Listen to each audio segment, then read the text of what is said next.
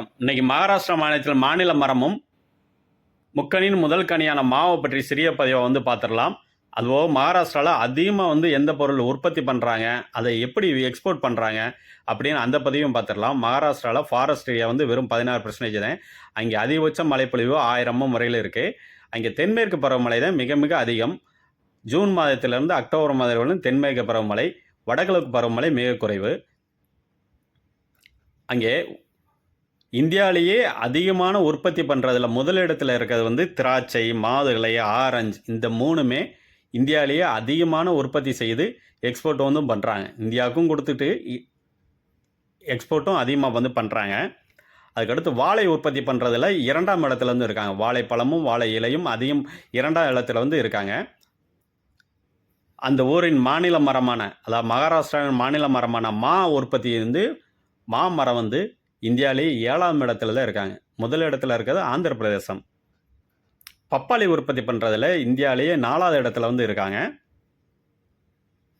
இப்போ ஆரஞ்சு கிழக்கு பகுதியில் அதிகமான ஆரஞ்சு உற்பத்தி பண்ணுறாங்க. மா பூனேயை சுற்றி இருக்க பகுதியில் மா உற்பத்தி இருக்குது.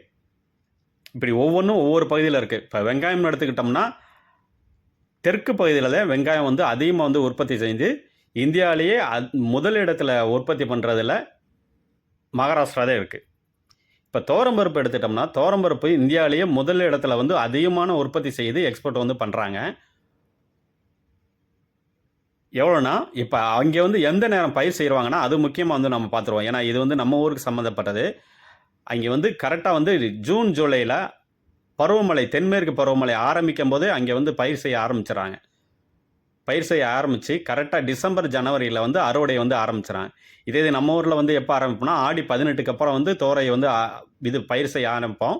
அறுவடை பிப்ரவரியில், பிப்ரவரி 2ஆம் வாரத்தில் அறுவடை செய்வோம்.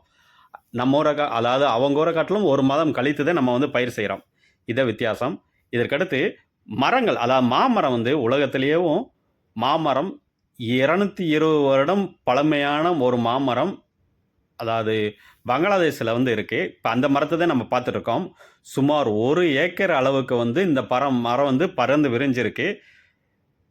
இந்த மரத்தோட பேர் சுர்ஜாபுரி. இந்த மரத்தோட பழத்தை அதிகமான விலை கொடுத்து வாங்குறாங்க. சுற்றுலா பயணிகள் அதிகமாக இங்கே வர்றாங்க.